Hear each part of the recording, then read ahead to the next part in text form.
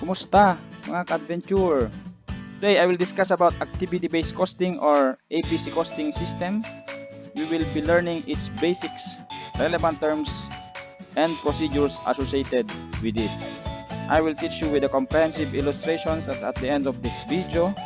You will be able to solve the situation I will leave as food for your brain. If you learn something, please share and leave some likes and positive comments. And if it's your first time in our channel, please subscribe. What is activity-based costing or ABC? May idea na ba kayo? Ito ba yung sa kindergarten? ABC is a costing system to allocate overhead cost based on the consumption of activities by a product. In short, ang focus lang po natin sa ating ABC system ay overhead cost. Hayaan mo na yung direct material, direct labor because you can trace them. Tutulungan ka lang ng ABC sa overhead.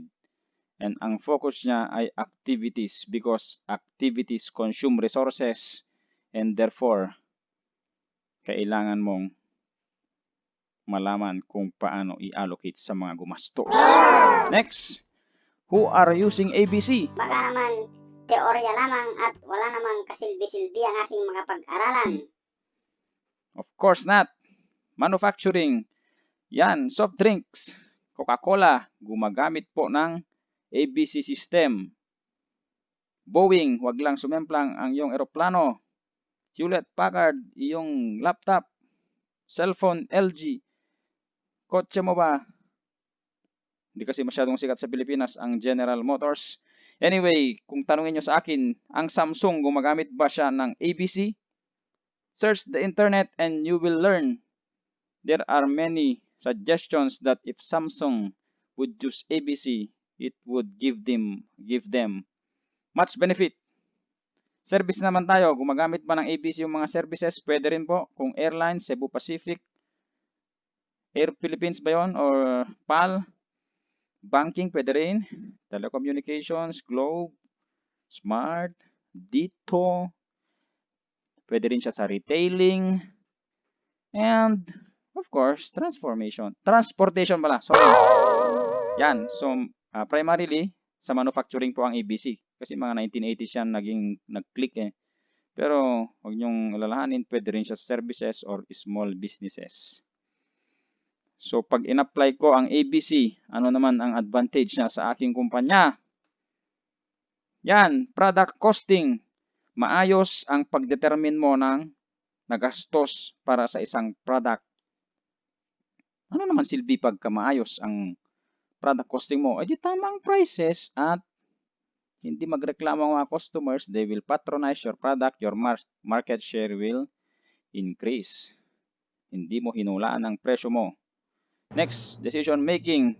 Hindi ka rin nanghuhula kung anong desisyon mo because with ABC, you will have the details needed to make a wise decision whether to drop segment, expand your production line, or whatever decision you would like to do. Tignan mo lang yung mga data provided by ABC because ABC is detail oriented. Kaya nga po, medyo magastos i-apply ang ABC. Yan po. Kapag ginamit mo ang ABC, tama ang product costing, decision making mo, magiging wise. Kailan ko po ba naman pwedeng gamitin ang ABC? Pwede bang mag-ABC na lang ako kung kailan ko gusto? Of course not. Magastos kaya i-apply ang ABC, kaya tingnan mo kung applicable sa iyong business. Senyales.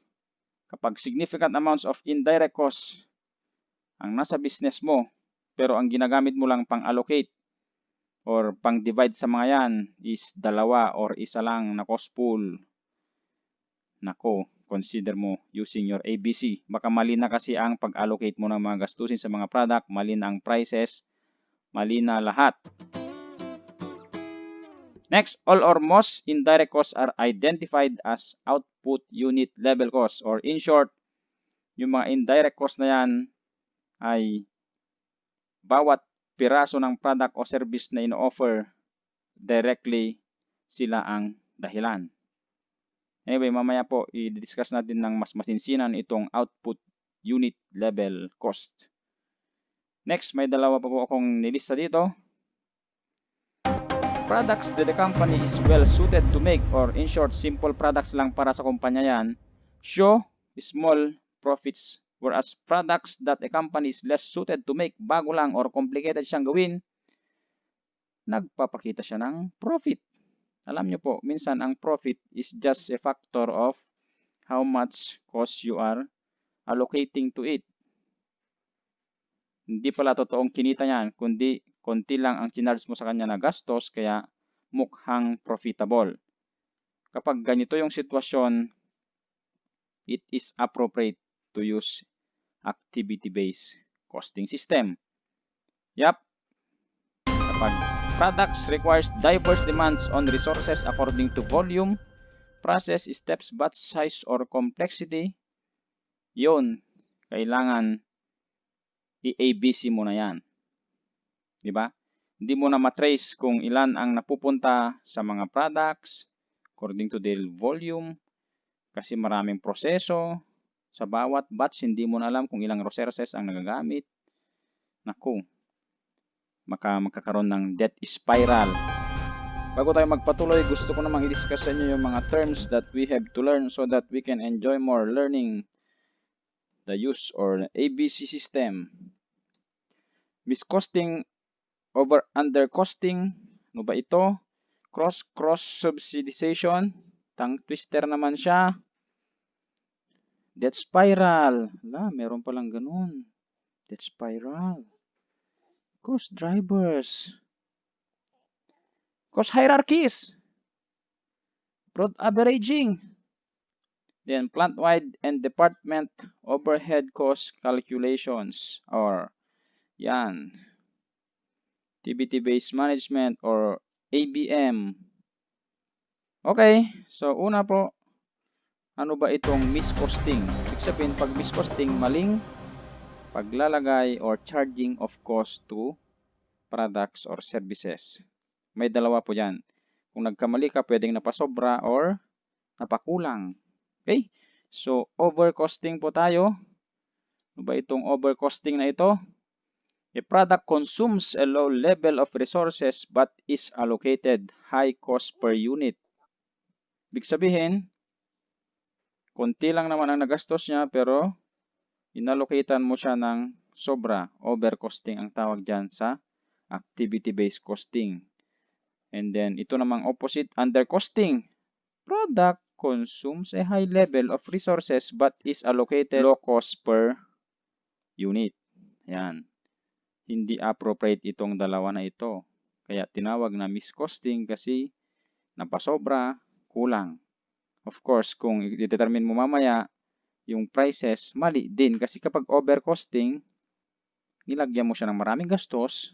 Of course, yung price din mamaya, overpricing. Undercosting, underpricing. Tingnan nyo po, kung mali ang costing mo, malamang mali din ang pricing.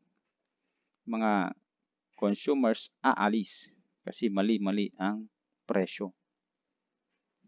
Lose your market share. Next, cost cross subsidization. Ano naman ito? Ano bang subsidy? Di ba ang subsidy pag suporta?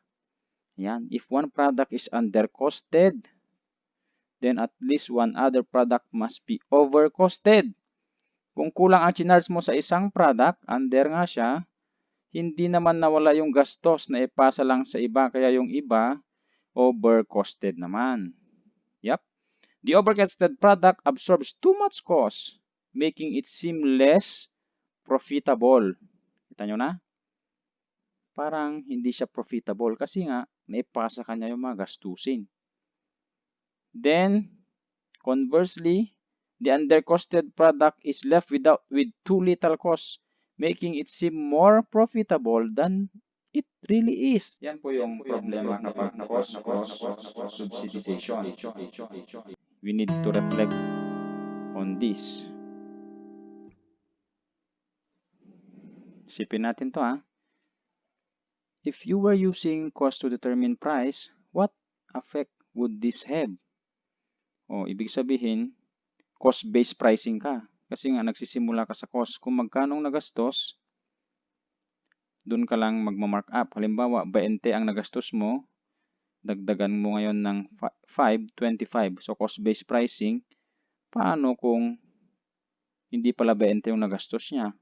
10 lang pala. Kung magdagdag ka ng 5, dapat 15 lang. Isipin mo if you were looking at the product profitability to determine marketing focus, what result will you have? Please post your answers in the comment section. Hindi ko na po sasagutin yan. Bahala naman na kayo dyan. Ito na yun. Debt spiral. Meron palang ganun. It starts with the attempt to increase price to meet reported product costs, losing demand, reporting still higher costs, and so on until the firm is out of business. In short, itong debt spiral, unti-unti na yung kumpanya namamatay. Mahihilo dahil nag-i-increase ng prices. Kasi nga, mali-mali yung data. So, you are trying now to increase your price. Dahil nga tingnan mo sa report ng gastusin, mataas. So, in short, may overcosting dito. Kaya, tataasan mo. Of course, yung mga client, aalis. Hindi na sila bibili. You will lose your demand. Pero pag i-analyze mo, still higher cost, yun, tataasan mo pa rin ang presyo, hindi ka magbababa kasi sabi mo, lugi ka. Eventually, wala nang bibili, out of business ka na. Anyway, itong debt spiral, maiwasan natin yan kung meron kang appropriate application of ABC. Okay po? So, avoid debt spiral, yan po yung naitutulong ng ABC. Cost driver naman tayo. Ano ba itong cost driver? Cost drivers are factors that cause or drive an activity's cost. Sa Tagalog, sila ang dahilan na tayo ay napapagastos. Bigay ko ng mga examples. Yun. Activity. Setting up machines. Ano ang kanyang possible cost driver kaya ito? Setting up machines. Ano bang dahilan na napapagastos ka sa setting up machines? O the number of times you set up machines. Okay, yun yung kanyang possible cost driver. Pwedeng magkaroon ng ibang dahilan pero usually yun. Handling materials. Bakit ka napapagastos sa activity na to? Or ano yung possible cost driver niya? Pwede ang number of materials handled. Or how many times you handled materials. Maraming dahilan pero usually yun. Machining. Gumagamit ng machines. Ano yung mga possible cost drivers? Pwedeng machine hours. Pwede rin, depende po kasi yan sa nature ng industry. Pwede ring number of machines being used at the same time. Okay? Packaging and shipping. O pwede rin dyan, ilan ang pinackage mo or number of packages being shipped or being handled during the month. How many were shipped out? Yun yung mga possible cost drivers kaya napapagastos ka sa packaging and shipping. So, I will add one more. Wala dito, di ba? Halimbawa, electricity expense. Ano yung possible cost driver? O the number of wattages or kilowatt hour being spent in the company. Kung tubig naman or your water bill o the number of liters. So, marami pong mga sample ng cost drivers in relation to the activity. Okay? Next, cost hierarchies naman tayo. This is the classification of cost drivers into general levels of activity, volume, batch, product, and so on. Or yung hierarchy, di ba? Parang hagdan kasi yan. May pinakamababa hanggang sa pinakamataas na level. So, volume, yan yung pinakamarami or pinakamataas na level. Batch, and then eventually, product na yung hierarchy. Meron tayong mga example. Volume related, yung level niya ay hierarchy niya to. So ito yon. Supplies, lubricating oil, machine repair. At ano yung mga possible cost drivers? Direct labor cost kasi yung mga nag-handle ng mga supplies nyo, di ba? Or in short, yung mga tao kasi gumagamit ng supplies or merienda or marking pen, papel. Gets nyo po? Then, lubricating oil. Bakit yung cost driver niya is machine hours? Of course, pag mas matagal mong ginagamit yung machine, mas maraming lubrication ang needed. O hindi naman ito rigid na pairing. Pwedeng magkaroon ng ibang cost driver pero ito yung malamang possibility na pwede natin consider. Machine repair. Bakit ang cost driver is number of units being produced? Dahil kung marami kang ginawa, malamang aabot na yung time na kailangan ng repairs and maintenance sa yung machine. Diba? Kung isa lang ginawa mo, I think hindi lang repair ang gagawin or maintenance. Kapag ka marami ding magastos mo sa repairing, lalo kung old na yung machine. Okay, next. Ito naman po tayo sa batch related. So per batch na ito, na-incur itong cost na ito bawat batch na magawa. Setup cost. Bakit kakaroon ng setup cost per batch? Minsan sa differences sa kulay, sa shape or molds na gagamitin. Kaya ang cost driver niya ilang oras ang nagamit sa pag-setup. Diba? Diba? 5 times na nag-setup. At ang per setup is 1 hour. O di magkaroon ka ng 5 hours. At magkano ngayon yung per hour? Yun yung cost hierarchy natin ngayon. Oy, material handling naman. Production runs. Bakit sila related? Material handling and then production runs. Because how many materials you put into production depends upon your production runs or ilang beses kayo na nag-produce ng mga products. And then shipping cost. Ilan ang na-ship or number of shipments. Pag mas maraming na-ship, mas marami ang cost ng shipping. That's why the cost driver is number of shipments. In other companies, pwede ring weight of shipments. You may consider also. So this is not a rigid. Kaya sabi ko kanina, hindi siya rigid itong pairing na ito. Sa bawat industry, pwedeng iba yung cost driver. Even though the same yung cost. Yup. Adventure. Product related na tayo. Ito na yung nasa baba actually ng hierarchy. O pinaka-basic, ibig ko sanang sabihin. So, compliance cost, number of products. Kasi per product, kailangan mo ng compliance. Kapag sa regulation, kagaya sa Pilipinas, DTI, tina-check kasi nila, ini-inspect nila, di ba?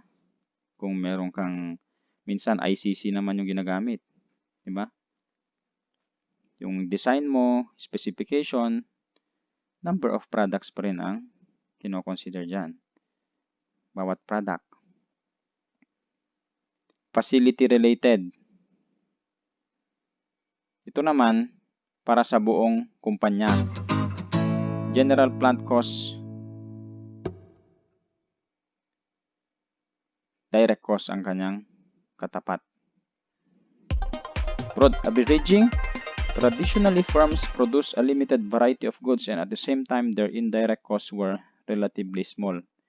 Dati daw kasi, yung ginagawang mga products ay mangilan-ngilan lang or hindi marami yung types or kinds. Kaya yung mga indirect costs, bibihira lang din or your overhead. Matrace mo agad yung mga nagastos para sa product na ito. Overhead cost was simple. So, paano ba yun? Use broad averages to allocate costs uniformly regardless of how they are actually incurred. It's generally known as peanut butter costing. Kasi, kuha ka lang ng palaman, peanut butter, sa garapon, kalapon, lagay mo sa tinapay, Tapos, end result products using fewer resources are overcosted. Ito na yung problema. Products using more resources are undercosted kasi hindi mo naman nirelate dun sa nagamit nila na resources. Basta ito, i-divide mo na lang kung ilan 10,000 sila. Divide mo ng 10,000 yung gastos. Tapos na. So, tigpipiso, ganun na lang. Eh, hindi mo naman inalam kung ilan ba talaga yung nagastos ng bawat isa. So, galit na galit ang activity-based costing dito sa broad averaging. Bakit? Very inappropriate. Lalo na kung marami ng mga products. Mas ma-illustrate natin itong broad averaging sa next slide. Plant-wide overhead calculations. So, broad averaging lang din ito. Kasi plant-wide siya. Using only one cost allocation basis for the whole plant. Or isa lang yung pang-allocate mo ng lahat ng nagastos na overhead. Example, labor hours or machine hours. Then this rate would be used to allocate overhead to all products. Akalain mo yon? Lahat ba ng products ang dahilan ay ng paggastos ay labor hours or machine hours? Pwede kung labor intensive, labor hours. Kung machine or capital intensive, machine hours. Formula, plant-wide rate. Total estimated overhead divided by total estimated base. Yun. Department overhead rate naman tayo. Mas mabuti ito ng konti kasi per department. The similar concept to plant-wide overhead except overhead cost pools and selected base are obtained by department. So medyo mas detailed dito. In short, department-wide rate equals total estimated overhead divided by total estimated base per department. Kung ilang department mo, meron kang sariling overhead cost pool, then you have your total estimated base. So example tayo. Department A and B with overhead costs of 300,000 and 450,000 respectively. For example, we will use direct labor hours for Department A and machine hours for Department B. Yan, makita natin. Department A, meron siyang overhead 300,000. Labor 8,000. Machine hours 750. So, paano ngayon sa Department A? Overhead allocation in Department A would be 300,000 yung nagastos mo dyan. And then, kasi labor ang sinasabi, di ba? Yan. So, divided by 8,000, your rate would be 37.5 pesos per direct labor hour. Kunyari yung product mo, nakagamit siya ng isang oras, ang i-allocate mo na overhead sa kanya, 37.5.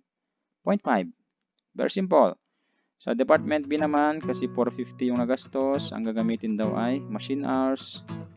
Therefore, 1,2. 450 divided by 1,2, 375 per machine hour. Kita nyo ha? Siguro itong Department B, mas gumagamit sila ng machine kaysa labor ng mga tao. Kaya machine hour ang ginamit. Kaya actually tingnan mo kung anong mas appropriate na cost driver. Tingnan natin. Based on direct labor hours, kapag ginamit natin ang plant-wide calculations, 750 kasi kwan yan, di ba? Tingnan natin kanina. 300 plus 450, 750 yan. Kaya 750. 750 divided by 15,000. Kasi direct labor hours ay, yan kasi, 8 plus 7. Di ba? Kaya 50 pesos per product. Pag ang ginamit natin ay direct labor hours. E paano naman pag machine hour, 750 divided by 150. Yan yung total hours kanina. 384.62.